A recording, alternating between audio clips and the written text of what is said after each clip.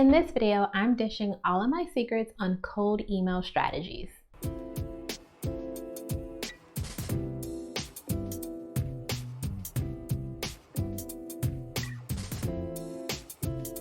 Hey, what's up YouTube? It's Natasha, the business recruiter. Welcome back to my channel. So when it comes to cold emailing, you know that it is actually one of my favorite tools out there in terms of being able to find prospective clients.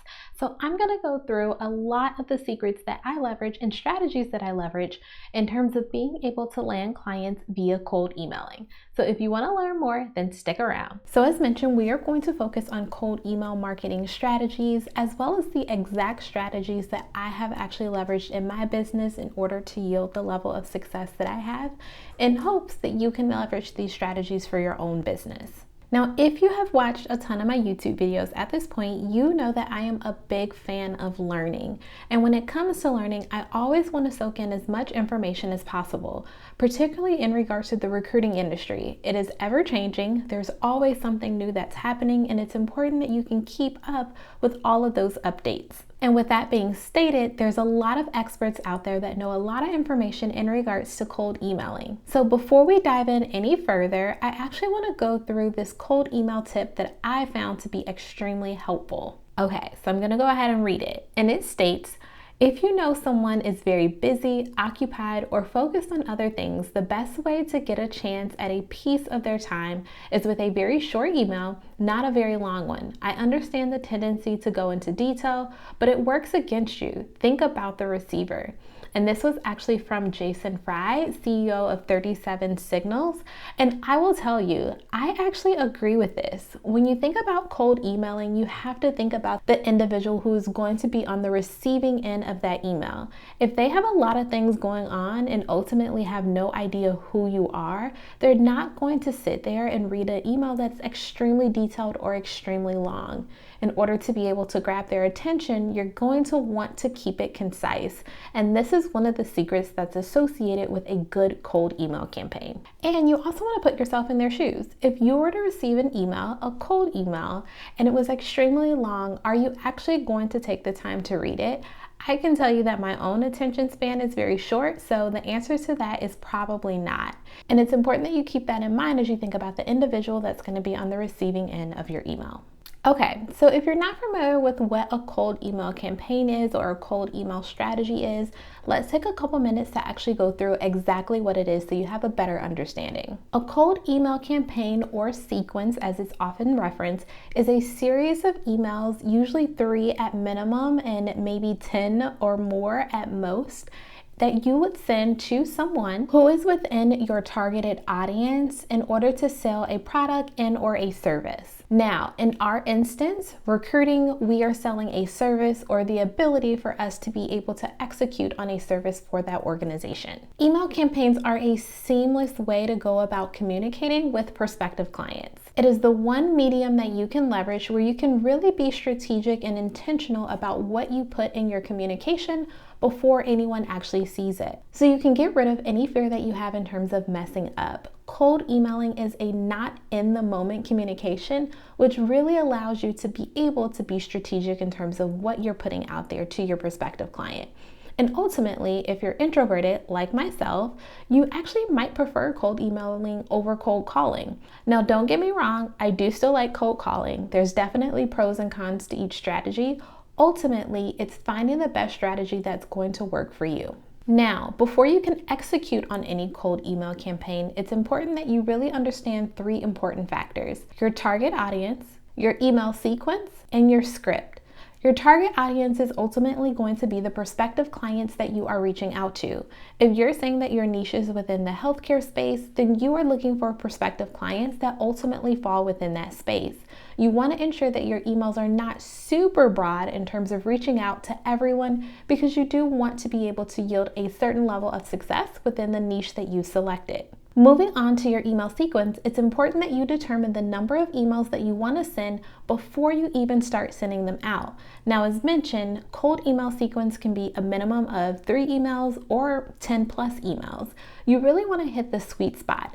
And typically with a cold email sequence, the sweet spot is around 6 or 7 emails. And this is important because you're gonna go through and you're gonna be sending a lot of emails, and you may get to the point where you're getting frustrated because you're not yielding the results that you want, you're not getting the responses that you want, and maybe you're only on email 3 or 4. There's been plenty of times where I've had prospective clients who have actually responded to me on email 6 or 7. If I would have stopped on email 3 or 4, I probably wouldn't have had the opportunity to do a deal with them. So again, you want to be very intentional about executing on your cold email sequence and determining how many emails you actually want to send from the very beginning. And lastly is your email script. You really want to be intentional about this. You want to think about what are all of the components that you want to include within your email. And this really comes down to the content. Do you have all of the necessary components, such as a CTA, which is a call to action, within your email in order to drive results? You're not just sending emails for the sake of doing it. Ultimately, you want a response. So the content that you actually have within your email is going to be extremely important to your success. Now, the 6 principles of sales psychology really do come into play when we're thinking about cold emails, because each of these elements is extremely important in terms of how you go about executing your cold email campaign.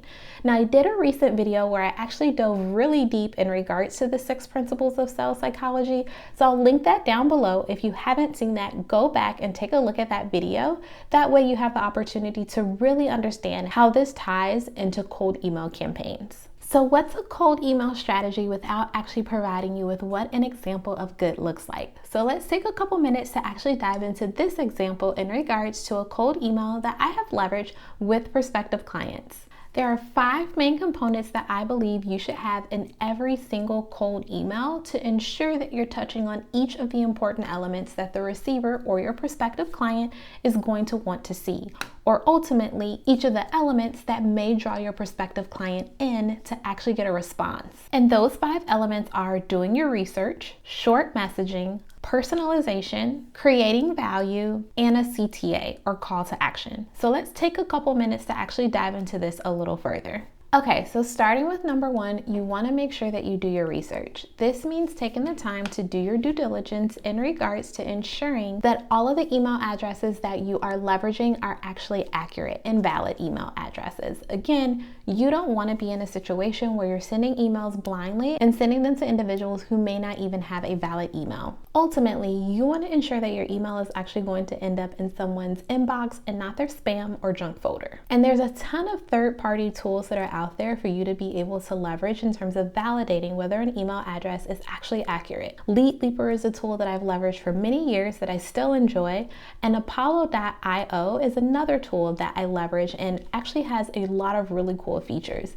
If you haven't had the opportunity to check those out, then I encourage that you do, but it definitely helps in terms of this research phase. Second, you want to ensure that your messaging is short. Keep in mind that no one is going to take the time to read an extremely long email. It can actually come off as really off-putting to the receiver or that prospective client, and ultimately it'll probably land in the junk folder. Make sure your emails are thorough, concise, but ultimately that they really get to the point of the value that you're trying to create. Now, number 3 is actually one of my favorites, and it involves personalization. And this simply means making sure that you're able to personalize emails as much as you possibly can. It adds another layer of a human touch to your cold emailing campaign, and ultimately statistics have shown that it's actually more likely that someone will open your email and read it and potentially even respond if it is personalized. Now, this is actually done a lot easier when you're leveraging other tools or software versus you doing this manually. But again, you have the option to be able to do it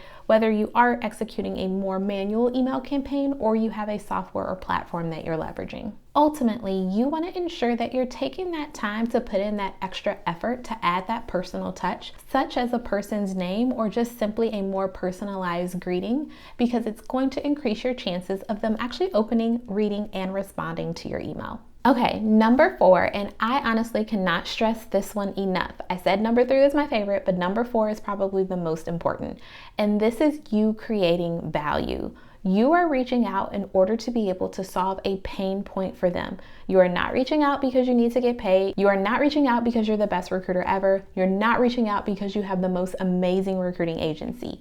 You are simply reaching out to your prospective client in order to create value for them.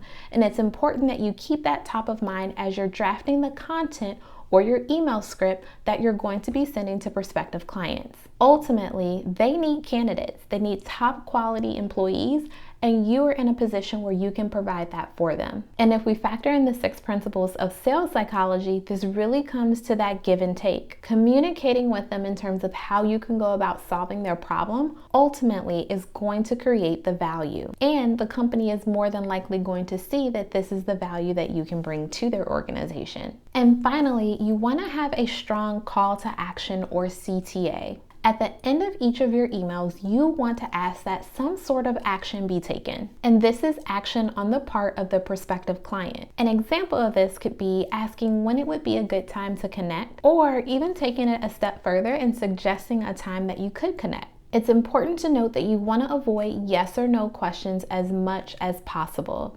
If it's a yes or no question, the likelihood of them actually responding back to your email is going to decrease drastically. So in the example that's shown on this slide, the call to action is, when would be a good time for us to connect this week? It even takes it a step further to say that there's only 15 minutes of time that's needed in order to discuss their goals, as well as any open roles or positions.